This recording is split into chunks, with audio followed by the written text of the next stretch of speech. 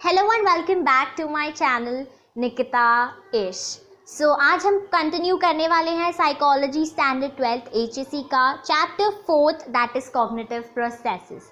सो क्या आप तैयार हैं पढ़ने के लिए? तो आइए देखते हैं। पहले हम चैप्टर का इंट्रोडक्शन पढ़ लेते हैं, ठीक है। फर्स्ट हम पढ़ते हैं कि कॉग्निटिव प्रोसेसेस होता क्या है, ठीक है। So cognitive processes are all those higher level functions of the brain by which we become aware of and understand the world around us. Cognitive processes are studied in a branch of psychology called cognitive psychology. So cognitive processes वो होता है, वो processes होते हैं हमारे brain के जो हमें तब ज़रूरत पड़ता है जब हम कुछ हाई लेवल का कर रहे होते हैं। जैसे नॉर्मली डेली लाइफ में अगर आपको मैं बोलूँ कि आपको ब्रश करना है, तो क्या आपको ब्रश करने के लिए दिमाग लगाने की ज़रूरत है? जी नहीं, आपको ब्रश करने के लिए कोई दिमाग लगाने की ज़रूरत नहीं है, बहुत ही नॉर्मल सी चीज़ है, तो उसमें आपको कॉग्निटिव प्रोसेसेस की ज़रूरत नहीं पड़ती। पर अगर मैं आपको बोलूँ कि आपको कोई मैथ्स का सॉल्व करना है क्वेश्चन, तो वहाँ पे आपको दिमाग लगाने की ज़रूरत है, इसीलिए वहाँ पे आपके कॉग्निटिव प्रोसेसेस काम आते हैं। सो आई होप आपको समझ आ रहा है कि कॉग्निटिव प्रोसेसेस कहाँ पर काम आते हैं, ठीक है। और कॉग्निटिव प्रोसेसेस बहुत इंपॉर्टेंट होते हैं हमारे ब्रेन के लिए, हमारी साइकोलॉजी में, इसीलिए कॉग्निटिव प्रोसेसेस के लिए हमने एक सेपरेट साइकोलॉजी में ब्रांच बनाया है जिसका नाम है कॉग्निटिव साइकोलॉजी। इसमें हम सिर्फ कॉग्निटिव प्रोसेसेस और कॉग्निटिव प्रोसेसेस क्या करती हैं, हमारे बिहेवियर को कैसे अफेक्ट करती हैं, हमारे सराउंडिंग में हमारा वे ऑफ एक्सप्रेस कैसा होगा, बेसिकली हमारे बिहेवियर को कैसे अफेक्ट करती हैं, इन सब के बारे में हमें कॉग्निटिव साइकोलॉजी में पढ़ा जाता है, ठीक है। अब आगे पढ़ते हैं कि इनमें क्या क्या होता है और डिटेल में दिया है। जैसे the process like sensation, attention, perception, learning, memory, forgetting things like forgetting, thinking, problem solving, reasoning, decision making, etc. are the examples of cognitive processes. In this chapter we are going to study few of these cognitive processes. So यहाँ पे हमें कुछ example दिए, जैसे जब हम कोई चीज़ sense कर पाते हैं, उसे फील कर पाते हैं, तो क्यों? हमारे कॉग्निटिव प्रोसेसेस की वजह से। हम किसी चीज़ को अटेंशन दे पाते हैं, तो क्यों? हमारी कॉग्निटिव प्रोसेसेस की वजह से।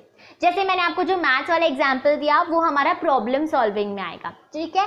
अभी हम कुछ इन्हीं में से, इन सब के बारे में तो हम नहीं पढ़ेंगे, सेंसेशन ये सब के बारे में नहीं पढ़ेंगे, हम किसी के बारे में पढ़ेंगे, जैसे अटेंशन के बारे में पढ़ेंगे, परसेप्शन के बारे में पढ़ेंगे। हम इन सब चीज़ों के बारे में आगे चैप्टर में पढ़ने वाले हैं। आइए आगे देखते हैं। पहला है हमारा अटेंशन, ठीक है। अब अटेंशन में भी हमारा सब डिविजन है, सब टॉपिक है, जो कि है मीनिंग एंड डेफिनेशंस, ठीक है। तो डेफिनेशन से आपको समझ रहा होगा कि भाई क्या होने वाला है यहाँ पर। डेफिनेशन यानी कि बहुत सारे साइकोलॉजिस्ट ने अलग अलग अपने हिसाब से डेफिनेशन दिया होगा, हमें उसे पढ़ना है और समझना है, ठीक है। पहले हम मीनिंग समझते हैं कि अटेंशन होता क्या है। So we continuously sense many stimuli from our surroundings through our sense organs. However, we do not become aware of all of them at one particular time. We focus and become aware of only a few stimuli from them. Therefore, attention is considered as the selective process. यहाँ पे attention क्या है वो बताया गया। पहले बोला गया कि बहुत सारे स्टिमुलाई हैं हमारे आसपास। स्टिमुलाई मतलब क्या? स्टिमुलाई मतलब कोई इंसान हो सकता है, कोई सिचुएशन हो सकती है, बेसिकली हमारे आसपास बहुत सारी चीज़ें हैं, right. They can be living, they can be non living, ठीक है। हमारे आसपास बहुत सारी चीज़ें हैं हमारे सराउंडिंग में जो हम सेंस ऑर्गन के थ्रू सेंस करते हैं। सेंस ऑर्गन यानी कि हमारे 5 सेंसरी ऑर्गन्स जो हमने बचपन में पढ़े, आँख, नाक, मुंह, कान, स्किन, ओके। ये हमारे सेंसरी ऑर्गन्स हैं, यानी कि आँखों से हम कुछ चीज़ों को देख पाते हैं, कानों से कुछ चीज़ों को सुन पाते हैं, मुंह से कुछ चीज़ों को टेस्ट कर पाते हैं, स्किन से कुछ चीज़ों को फील कर पाते हैं। These things are what are stimuli, ठीक है। स्टिमुलाई यानी कि चीज़ें। ये कह रहा है कि बहुत सारी स्टिमुलाई हम आसपास के जो है उनको फील कर पाते हैं, लेकिन क्या हम एक साथ बहुत सारी स्टिमुलाई को फील करते हैं? नहीं, हम एक बार में हजारों चीज़ों को नहीं देख सकते या फील कर सकते या टेस्ट कर सकते हैं। हम धीरे धीरे एक एक चीज़ों पर ध्यान देते हैं। ध्यान देना इज बेसिकली अटेंशन। अटेंशन का हिंदी वर्जन क्या होता है? ध्यान। अटेंशन यानी किसी चीज़ को ध्यान देना। जब हम किसी चीज़ को ध्यान देते हैं तो मतलब हम उसको अटेंशन देते हैं। तो यही कह रहा है कि हम एक साथ बहुत सारी चीज़ों पे तो ध्यान नहीं देते, यानी कि हम एक साथ बहुत सारी चीज़ों को अटेंशन नहीं देते। अटेंशन हम किन ही चीज़ों को देते हैं टाइम टू टाइम, इसीलिए वो सिलेक्टिव प्रोसेस है। यानी कि हम सिलेक्ट कर करके चीज़ों को अटेंशन देते हैं कि हाँ मुझे इस चीज़ को अटेंशन देना है, इस चीज़ को नहीं देना है, इस चीज़ को पहले देना है, इस चीज़ को बाद में देना है। सो ये लाइन को आप याद रखना कि attention is a selective process, यानी कि वो बहुत सिलेक्टिव प्रोसेस है, हम सिलेक्ट कर करके चीज़ों को अटेंशन देते हैं। सिलेक्टिव प्रोसेस है, याद रखना। ये MCQs, ट्रू और फॉल्स और ऑब्जेक्टिव टाइप क्वेश्चंस में आ सकता है, ठीक है। अब हम कुछ डेफिनेशंस पढ़ते हैं। Some of the definitions of attention are as follows. 2 attention के डेफिनेशन दिए हुए हैं हम लोगों को। एक जो दिया है गिल्फोर्ड ने जो दिया है वो एक है, और दूसरा जो है नॉर्मन मन ने दिया है। सो नॉर्मन मन का नाम तो हमने पिछले चैप्टर्स में भी पढ़ा है, गिल्फोर्ड थोड़ा नया नाम है, तो याद कर लेना। और दोनों की जो डेफिनेशंस है ना गाइस, जब हम पढ़ेंगे तब आपको पता चलेगा कि दोनों की डेफिनेशन एकदम सेम है। बस ऐसा है कि मतलब अगर एक है कि भाई कान इस सीधा हाथ से पकड़ो और दूसरा कान ऐसे हाथ घुमा के पकड़ो, वही बात है, बात एक ही है कि कान ही पकड़ना है, बस तरीका अलग अलग है, ठीक है। सो अब रीड करते हैं पहले हम लोग गिल्फोर्ड का। सो गिल्फोर्ड ने कहा है कि attention is the process of focusing on one or few objects, persons or situations from among many from the field of awareness. So इनका क्या कहना है कि पहली बात, अटेंशन एक प्रोसेस है, ठीक है। अटेंशन एक क्रिया है, एक प्रोसेस है, जहां पर हम बहुत सारे ऑब्जेक्ट्स में से किसी एक या कोई का या तो किसी एक चीज़ पर, या तो किसी एक इंसान पर, या किसी एक सिचुएशन पर ध्यान देंगे, या तो फिर बहुत में से थोड़े चीज़ों पर, या थोड़े इंसानों पर, या थोड़े सिचुएशंस पर ध्यान देंगे from the field of awareness. Field of awareness क्या होता है पता है?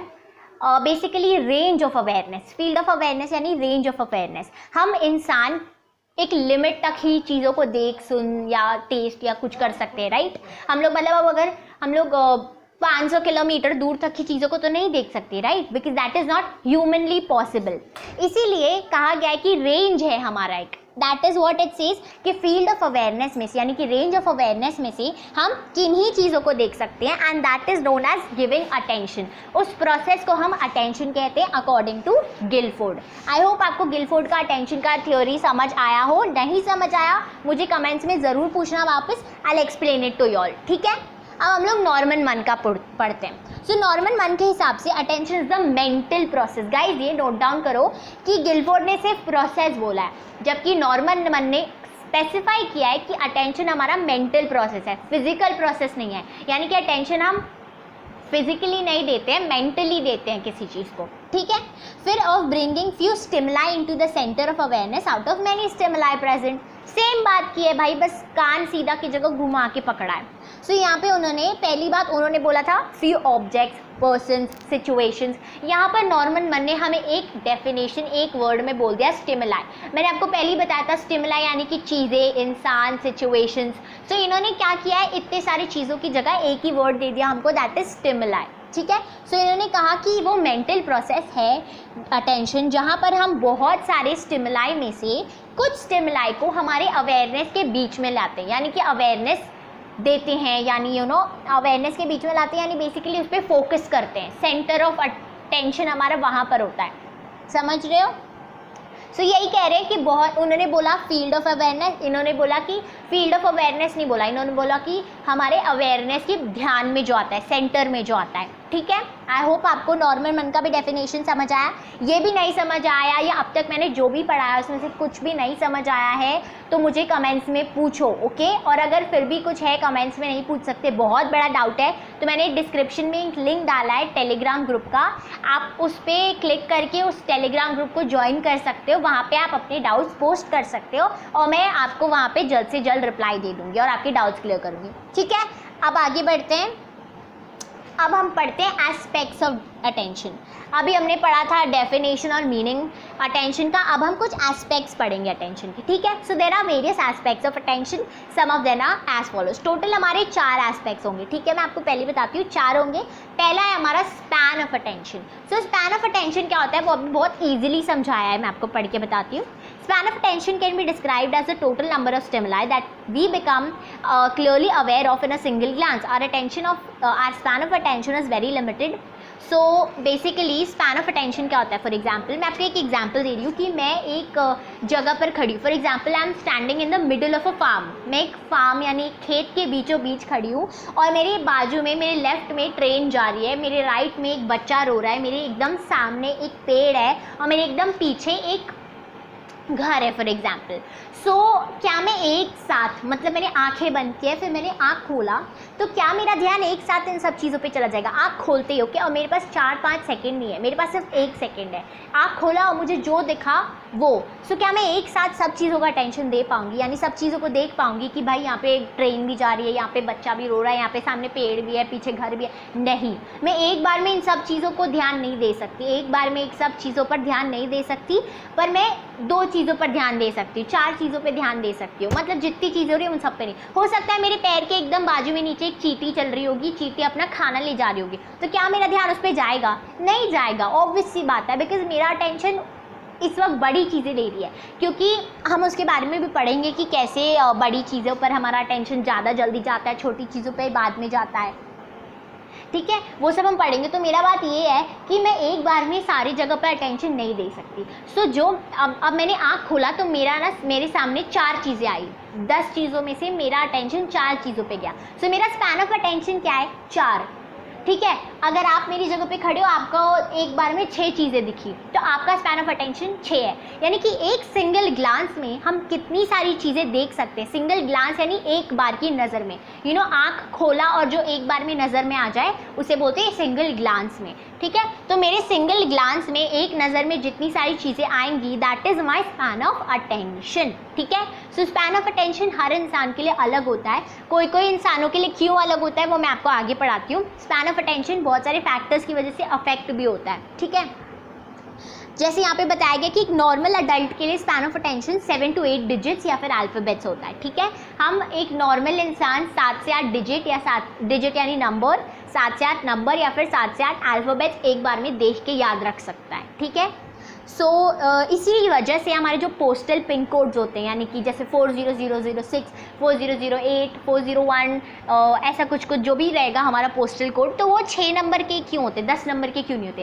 क्योंकि वो जानते हैं कि स्पैन ऑफ अटेंशन एक इंसान का 7 से 8 डिजिट का ही है, तो अगर हम 10 डिजिट का रख देंगे तो वो एक बार में देख के कैसे याद करेगा? हो सकता, अब नंबर तो 10 डिजिट के होते हैं ना, फ़ोन नंबर्स, तो ऐसा नहीं है कि हमें याद नहीं होता, लेकिन एक नज़र में याद नहीं हो पाता. लेकिन किसी को पोस्टल जो कोड होता है, पोस्टल पिन कोड्स, वो हमें एक नज़र में हो सकता है कि याद हो जाए, क्योंकि एक नॉर्मल इंसान का जो स्पैन ऑफ अटेंशन है वो 7 to 8 डिजिट्स होता है, इसीलिए 6 डिजिट का बनाया जाता है ताकि उसको याद हो जाए. ठीक है, फिर हमारा जो ये गाड़ी का नंबर प्लेट होता है वो भी इतना बड़ा नहीं होता है, वो भी नॉर्मली 7 to 8 डिजिट्स तक का ही रखा गया है ताकि हम एक बार में देखें तो याद कर सकें. जैसे आपने बहुत बार फिल्मों में देखा होगा, मूवीज़ में, कि भाई अभी ये ऑटो वाले का, ये कार वाले का नंबर हमें देखना है, हमें याद रखना है. सो क्यों? क्योंकि सच में रियल लाइफ में ऐसी एमरजेंसीज आती हैं, तो इसीलिए वो स्पैन ऑफ अटेंशन हमारा इतना ही है, वो जानते हैं गाड़ी वाले, इसीलिए वो इतना ही रखते हैं और उतना बड़ा नहीं रखते. ठीक है, आई होप आपको स्पैन ऑफ अटेंशन समझ आ रहा है. सो स्पैन ऑफ अटेंशन के फैक्टर्स कैसे होते हैं, जैसे age, intelligence, practice, experience, habits etcetera में affect the span of attention. कोई बुढ़ा इंसान का स्पैन ऑफ अटेंशन शायद कम हो जाए एक बच्चे की कंपैरेटिवली, एक नॉर्मल अडल्ट का स्पैन ऑफ अटेंशन छोटे बच्चे से ज़्यादा होगा. ऐसे कंपैरेटिवली एज मैटर करता है.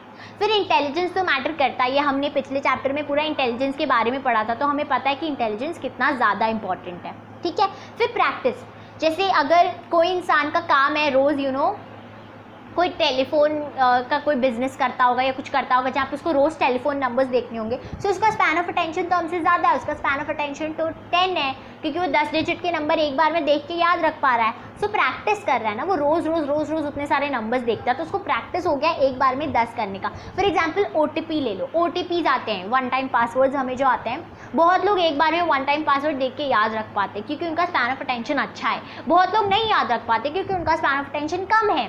सो ये रीज़न होता है स्पैन ऑफ अटेंशन. ठीक है, सो ये कुछ एग्जाम्पल्स हैं मैंने जो आपको दिए normal day to day life की. यहाँ पे एक एग्जाम्पल दिया है, जैसे due to practice the span of attention for telephone operator or a typist may be greater than that of an ordinary man. That is true. मैंने same example दिया कि टेलीफोन नंबर वाला, मैंने आपको सेम एग्जाम्पल दिया. तो आई hope आपको span of attention समझ आया. सो ये था हमारा अटेंशन का पहला एस्पेक्ट. अब हम दूसरा एस्पेक्ट देखते हैं. ठीक है, दूसरा एस्पेक्ट है डिस्ट्रैक्शन ऑफ अटेंशन, ठीक है। So after focusing on a specific stimulus, attention drifts towards another stimulus due to some external or internal disturbances. This is known as distraction of attention. So क्या होता है पता है, आप for example किसी एक चीज़ पर ध्यान दे रहे हो, किसी एक चीज़ को अटेंशन दे रहे हो, सो कभी कभी आपका अटेंशन डिस्ट्रैक्ट हो जाता है। क्या होता है ना, ऐसे बोलते हैं ना कि हम लोग कॉन्सेंट्रेट कर रहे हैं पर कभी कभी हमारा कॉन्सेंट्रेशन बिगड़ जाता है क्योंकि हम डिस्ट्रैक्ट हो जाते हैं। सो हमारा अटेंशन वही है, कॉन्सेंट्रेशन इज बेसिकली अटेंशन। सो हमारा अटेंशन बिगड़ जाता है या डिस्ट्रैक्ट हो जाता है कभी कभी इंटरनल फैक्टर्स की वजह से, कभी कभी एक्सटर्नल फैक्टर्स की वजह से। इंटरनल फैक्टर्स यानी जैसे अगर आपका मूड बहुत ख़राब है, जैसे आपका पेट दर्द हो रहा है, आपका सिर दर्द हो रहा है, तो क्या ये सब आपका इंटरनल फैक्टर है। एक्सटर्नल यानी हो सकता है बाजू में बहुत आवाज़ आ रही हो, बहुत शोर हल्ला हो रहा है, तो आप ध्यान नहीं दे पाओगे, है ना। सो ये एक्सटर्नल फैक्टर्स होते हैं और वो इंटरनल फैक्टर्स होते हैं। यहाँ पे कुछ एक्सटर्नल फैक्टर्स बताएं जैसे कि intensity, size, movement etcetera stimuli में डिस्ट्रैक्ट अटेंशन। मान लो आप किसी एक स्टिल चीज़ पर ध्यान दे रहे हो, स्टिल यानी कोई एक चीज़ जो एक जगह पर खड़ी है, आप उस पर ध्यान दे रहे हो, अचानक से बाजू में कोई चीज़ आने लगती है जो मूव हो रही है, तो आपका ध्यान ऑब्वियसली उस चीज़ पर चला जाएगा जो मूव हो रही है। क्यों? क्योंकि आपका अटेंशन डिस्ट्रैक्ट हो गया, ठीक है। साइज, मैंने बताया था ना कि छोटी चीज़ पर ध्यान दे रहे हो, अचानक से बाजू में कोई बड़ी चीज़ आएगी तो ऑब्वियसली आपकी बड़ी वाली चीज़ पर ध्यान चला जाएगा। क्यों? क्योंकि डिस्ट्रैक्ट हो गए आप, उसका साइज़ बड़ा है तो वो आपकी आंखों में जल्दी आ गई। तो इसीलिए साइज़ की वजह से भी बहुत बार हमारा अटेंशन डिस्ट्रैक्ट हो जाता है, ठीक है। For example, while studying, your attention may be suddenly distracted due to a film song played in a high volume by your neighbors. Sometimes internal factors like disturbed physical or psychological state, lack of interest, mental set can also cause distraction or attention. Distraction of attention. So मैंने जैसे बताया, अगर आप पढ़ रहे हो, पढ़ने पे आपका अटेंशन है, अचानक से बाजू वाले घर में जो इंसान रहता है, आपका नेबर है, उसे बहुत तेज़ वॉल्यूम कर दिया, गाना बजा रहा है, तो आपका ध्यान ऑब्वियसली उस गाने पे चला जाएगा, तो आपका क्या हो गया, अटेंशन डिस्ट्रैक्ट हो गया, ठीक है। बहुत सिंपल है। इंटरनल फैक्टर्स ये बता रहा है, जैसे आपका मेंटल स्टेट खराब है, मान लो आप पागल हो, किसी पागल इंसान को आप बोलोगे कि तुम यहाँ पे भाई कॉन्सेंट्रेट करो, तो क्या वो कॉन्सेंट्रेट कर पाएगा? नहीं कर पाएगा ऑब्वियसली, बिकॉज वो पागल है, उसका मेंटल स्टेट वैसा नहीं है इस वक्त। अगर आप साइकोलॉजिकली या बेसिकली साइकोलॉजिकल स्टेट खराब है, यानी कि आप डिप्रेस्ड हो, आप बहुत एंशियस हो, आपको एंजाइटी हो रहा है या ऐसा कुछ हो रहा है, तब आप कॉन्सेंट्रेट नहीं कर पाओगे, ऑब्वियसली आप किसी चीज़ को अटेंशन नहीं दे पाओगे। सो ये कुछ इंटरनल फैक्टर्स होते हैं जो हमारे अटेंशन को डिस्ट्रैक्ट कर सकते हैं, ठीक है। यहाँ पे एग्जांपल एक और दिया, योर अटेंशन में get distracted if you have a stomach एक। परफेक्ट। अगर आप पढ़ रहे हो और अचानक से आपका पेट दर्द होने लगेगा, सो ऑब्वियसली आप नहीं अटेंशन दे पाओगे ना पढ़ाई पे, क्योंकि आपका पेट दर्द हो रहा है, इंटरनल फैक्टर है यहाँ पर, है कि नहीं, डिस्ट्रैक्शन के लिए।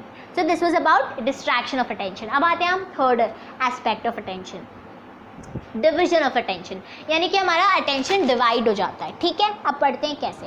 We observe people doing two things simultaneously like reading newspaper while eating और knitting while watching TV. So हमने बहुत बार देखा है कि बहुत लोग क्या करते हैं, न्यूज़पेपर भी पढ़ रहे हैं, साथ साथ खाना भी खा रहे हैं, वो निटिंग भी कर रहे हैं, निटिंग यानी स्वेटर बुनना वो सब कर रहे हैं, और साथ साथ टीवी भी देख रहे हैं। सो क्या ये लोग साथ में दोनों चीज़ों का अटेंशन दे रहे हैं? तो अगर ट्रू सेंस में बात किया जाए तो individual can not divide attention to two tasks simultaneously. Psychologically it's stated that आप कोई कभी भी दो चीज़ों को साइमल्टेनियसली अटेंशन नहीं दे सकते, यानी कि आप एक साथ दो चीज़ों पर अटेंशन नहीं दे सकते। जैसे यहाँ पे हम एग्जाम्पल कंसिडर करते हैं। पहला एग्जाम्पल दिया था कि आप न्यूज़पेपर रीड कर रहे हो और साथ साथ खाना खा रहे हो। सो यहाँ पे क्या हो रहा है कि एक काम जो वो कर रहा है, जैसे कि खाना खाना, निटिंग करना, ये दोनों काम वो मैकेनिकली कर रहा है, यानी कि वहाँ पर उसको ध्यान देने की ज़रूरत नहीं है उतनी, कि मतलब उसको पता है कि खाना कैसे खाते हैं, उसको उतना ध्यान लगाने की ज़रूरत नहीं है। लेकिन न्यूज़पेपर पढ़ने के लिए उसको बहुत ध्यान देने की ज़रूरत है, टीवी देखने के लिए उसको बहुत ध्यान देने की ज़रूरत है, क्योंकि वहाँ पर वो सिर्फ ऐसे ही टाइम पास में नहीं कर सकता। खाना उसको पता है कि हाँ उसको हाथ से करना है, मतलब ध्यान दे रहा है, पर उतना ध्यान तो नहीं दे रहा ना जितना वो। हमने बहुत बार एग्जाम टाइम्स में ऐसा किया, हम खाना खाते रहते हैं और बाजू में पढ़ते रहते हैं। क्यों? क्योंकि कल एग्जाम है, लेट हो रहा है, जल्दी जल्दी पढ़ना है, तो जल्दी जल्दी खाते भी रहते हैं, पढ़ते भी रहते हैं। तो आपका ध्यान कहाँ रहता है? पढ़ने पर खाना भी तो आप खा रहे हो ना साइमल्टेनियसली। तो क्या हो रहा है? क्या आप दोनों जगह कॉन्सेंट्रेट कर रहे हो? क्या दोनों जगह आप अटेंशन दे रहे हो इक्वली? नहीं, आप दोनों जगह अटेंशन नहीं दे रहे हो, आप सिर्फ एक ही जगह अटेंशन दे रहे हो, दूसरी जगह आप सिर्फ मैकेनिकली काम कर रहे हो, यानी फिजिकली काम कर रहे हो। सो यही कहना चाहता है कि आप कभी भी एक टास्क को अगर जब कर रहे हो तो आप उसमें पूरा अटेंशन दोगे, लेकिन अगर दो काम एक साथ कर रहे हो तो आप दोनों पे इक्वल अटेंशन नहीं दोगे, ठीक है। सो फॉर एग्जाम्पल ईटिंग और knitting is done mechanically while the person is paying fully attention to the other task like reading newspaper or watching TV। यही मैंने exactly अभी आपसे कहा, ठीक है। If a person needs to pay attention to both the tasks simultaneously then it results into increase in mistakes, decrease in efficiency, confusion etc। अगर वो इंसान कोशिश करेगा कि वो दोनों काम एक साथ करे तो क्या होगा पता है, वो या तो गलत कर देगा सब कुछ, या तो फिर जिस तरह से जितना अच्छी तरह से वो काम होगा उतनी अच्छी तरह से वो काम नहीं हो पाएगा, वो कुछ गलतियां कर देगा, ख़राब कर देगा काम। सो यही है कि अगर वो कोशिश करेगा कि वो दोनों कामों पर अटेंशन दे तो वो नहीं दे पाएगा, और अगर दे भी देगा तो क्या होगा, गलत हो जाएगा चीज़ें, या फिर उतनी अच्छी तरह से नहीं हो पाएगा। ओके, आई होप आपको समझ आया अब तक। फॉर एग्जाम्पल हम एक पढ़ लेते हैं यहाँ पे कि if a person is asked to read a newspaper and thread a needle simultaneously the person will not be able to do this both the task simultaneously without any mistake. वहाँ पे तो चलो खाना खाना था और न्यूज़पेपर पढ़ना था, यहाँ पे अगर आपको कहा जाए कि आप न्यूज़पेपर भी पढ़ो साथ साथ एक सुई में धागा घुसाओ, तो क्या आप ये दोनों काम एक साथ कर सकते हो? नहीं, क्योंकि इन दोनों कामों को बहुत ज़्यादा अटेंशन देने की ज़रूरत है। दोनों में से कोई भी एक काम मैकेनिकली नहीं हो सकता, दोनों पे अटेंशन देने की ज़रूरत है। तो अगर आप बोलोगे कि दोनों करो ये साथ में ये दो काम, तो वो कर ही नहीं पाएगा, अगर कर भी गए तो गलती कर देगा सब। अगर न्यूज़पेपर में 2 लाइन छूट जाएगा, पेन उसको सुई का धागा घुसेगा ही नहीं, या ऐसे कुछ गलतियाँ हो जाएंगी, वो अच्छे से नहीं कर पाएगा काम। सो यही था कि हमारा अटेंशन डिवाइड नहीं हो सकता कभी भी, ठीक है। आई होप आपको डिविजन ऑफ अटेंशन समझ आया। अब हम आते हैं लास्ट एस्पेक्ट ऑफ अटेंशन पर, जो कि है फ्लक्चुएशन ऑफ अटेंशन, यानी कि हमारा अटेंशन फ्लक्चुएट कैसे होता है, ठीक है। So attention keeps oscillating like the pendulum of the clock। pendulum of the clock कैसे होता है, आपने कभी देखा है कि देखा है क्लॉक का वो कैसे होता है, वो ऐसे ऐसे ऐसे right centre left centre right centre left centre ऐसे मूव करता रहता है। सो वही कह रहे हैं कि हमारा अटेंशन भी ऐसा ही है, यानी कि सेंटर में आ जाता है, अटेंशन जहाँ देना है वहाँ आ जाता है, लेकिन कभी कभी राइट लेफ्ट जाता रहता है थोड़ा थोड़ा, ठीक है। So we can not pay attention to a single stimulus for a long period of time. हम कोई भी एक चीज़ को या कोई भी एक स्टिमुलस को, यानी कि कोई ऑब्जेक्ट को, कोई इंसान को या कोई सिचुएशन पर हम ज़्यादा देर तक एक ही जगह पर अटेंशन नहीं दे सकते। ये हमारा नॉर्मल ह्यूमन बिहेवियर है, हम एक चीज़ पर ज़्यादा देर तक अटेंशन नहीं दे सकते। हो सकता है कि हम अटेंशन दे रहे हैं पर फिर वापस हमारा अटेंशन 2 सेकंड के लिए कहीं और जाएगा, वापस उस चीज़ पर अटेंशन आ जाएगा, पर हम कंटिन्यूसली उस चीज़ पर अटेंशन नहीं दे सकते। बेसिक एग्जाम्पल दे रही हूँ। हाँ, अभी आप ये मेरा वीडियो सुन रहे हो, आप पढ़ाई कर रहे हो, राइट। तो अगर मान लो ये 20 मिनट का वीडियो होगा फॉर एग्जाम्पल, सो इसमें आप क्या कर रहे हो, पूरे के पूरे 20 मिनट तो आपने मुझ पर ध्यान नहीं दिया होगा ऑब्वियसली। बीच बीच में एक एक सेकंड पर आपका ध्यान गया होगा कि मम्मी क्या कर रही है, भाई क्या कर रहा है, बहन क्या कर रही है, पापा क्या कर रहे हैं, बाजू में क्या हो रहा है, पेपर कहाँ है, पेंसिल कहाँ है, कहीं ना कहीं 2 सेकंड के लिए तो आपका ध्यान गया होगा ना इधर उधर। So that is what attention fluctuation is. इसी तरह से हमारा अटेंशन फ्लक्चुएट होता है। आई थिंक आपको इस एग्जाम्पल से बहुत अच्छे से समझ गया होगा कि फ्लक्चुएशन ऑफ अटेंशन क्या होता है, ठीक है। So our attention shift towards other stimulus for a fraction of time, यानी कि ऐसा नहीं कि मतलब बहुत घंटों तक हमारा अटेंशन दूर चला जाता है कहीं, बस 1 सेकेंड 2 सेकेंड के लिए जाता है। सो ऐसी 1-1 सेकेंड 2-2 सेकेंड के लिए कहीं जाता है, कहीं ऐसा नहीं कि बहुत देर तक के लिए चला जाता है, फ्रैक्शन ऑफ टाइम के लिए जाता है, लेकिन कहीं और जाता है और फिर वापस comes back to the original stimulus, यानी कि वापस जो चीज़ है उस पर आ जाता है। यानी कि आप 2 सेकेंड के लिए मम्मी पर ध्यान ज़रूर दोगे, पर वापस फिर मेरी बातें सुनने लगोगे, इस वीडियो पर ध्यान देने लगोगे। क्यों? क्योंकि आपका अटेंशन डिस्ट्रैक्ट नहीं हो रहा, आपका अटेंशन फ्लक्चुएट हो रहा है। डिस्ट्रैक्ट और फ्लक्चुएट में यही डिफरेंस है। डिस्ट्रैक्ट में आपका अटेंशन टोटली किसी और चीज़ पर चला जाता है बहुत देर के लिए, फ्लक्चुएट में आपका अटेंशन सिर्फ 2 सेकंड के लिए, हमारा अटेंशन टोटली किसी और चीज़ पर चला जाता है बहुत देर के लिए, पर फ्लक्चुएट में हमारा अटेंशन सिर्फ 5-5 सेकेंड 2-2 सेकेंड के लिए कहीं और चला जाता है, ठीक है। आई होप आपको डिस्ट्रैक्शन और फ्लक्चुएशन में डिफरेंस समझ आया होगा, ठीक है। तो हमारे फ्लक्चुएशन भी बहुत सारे चीज़ों की वजह से अफेक्ट होते हैं, जैसे कि अगर फटीग है, लो इंटरेस्ट है, अट्रैक्टिवनेस ऑफ अदर स्टिमुलस है etcetera may lead to fluctuation of attention. तो जैसे मान लो अगर आपको मेरी बातों में बीच में एकदम बोर होने लग गया कि भाई ये क्या ही बोल रही है, क्या ही बकवास कर रही है, तो आपका अटेंशन फ्लक्चुएट हो जाएगा क्योंकि आपका इंटरेस्ट कम हो गया, लो इंटरेस्ट हो गया। हो सकता है अट्रैक्टिवनेस ऑफ अदर स्टिमुलस, मान लो कि आप पढ़ रहे हो लेकिन अचानक से आपको नोटिफिकेशन आ गया कि भाई किसी बाकी ज़्यादा इंपॉर्टेंट पर्सन का। For example if your girlfriend messages you, so आपका ऑब्वियसली अटेंशन कहीं और चला जाएगा। क्यों? क्योंकि वो दूसरा स्टिमुलाई मेरे स्टिमुलाई से ज़्यादा अट्रैक्टिव है। ठीक है, आई होप आपको फ्लक्चुएशन ऑफ अटेंशन के एग्जाम्पल समझ आ रहे हैं। सो यहाँ पे एक अटेंशन का एग्जाम्पल दिया है फ्लक्चुएशन ऑफ अटेंशन का, कि when you pay attention to your teacher, what is she teaching? For example, me, your attention temporarily shift to a friend sitting beside to you or a peon standing in the corridor. For example, teacher पढ़ा रही है सामने, आप teacher पर ध्यान दे रहे हो, पर टीचर फिर एक टाइम पे आपको 15 मिनट आपने टीचर पे ध्यान दिया, फिर आपको 1 सेकंड के लिए बहुत ऐसा लगेगा कि बाजू वाला फ्रेंड क्या कर रहा है। तो क्या हो रहा है, आप 2 सेकंड बाजू वाले फ्रेंड को देखोगे, फिर वापस टीचर को देखोगे। सबका फ्लक्चुएट हुआ, ऐसा नहीं कि आप टोटली डिस्ट्रैक्ट हो गए, आप सिर्फ फ्लक्चुएट हुआ, आपने 2 सेकंड देखा फिर वापस टीचर को देखा। सो ये एक्चुअली फ्लक्चुएशन ऑफ अटेंशन है। आई होप आपको समझ आया है। सो अगर आपको कोई भी डाउट्स हो तो मुझे पूछना कमेंट्स में, ठीक है। So thank you so much for watching this video. अगर आपको ये वीडियो पसंद आई हो तो प्लीज़ इसे लाइक कर देना, शेयर करना जितने ज़्यादा से ज़्यादा लोगों के साथ कर सको, और हाँ मुझे कमेंट करके तो ज़रूर बताना वीडियो अच्छा था या नहीं। और हाँ, अगर आपने मेरा तो प्लीज़ इसे सब्सक्राइब कर देना। Thank you so much.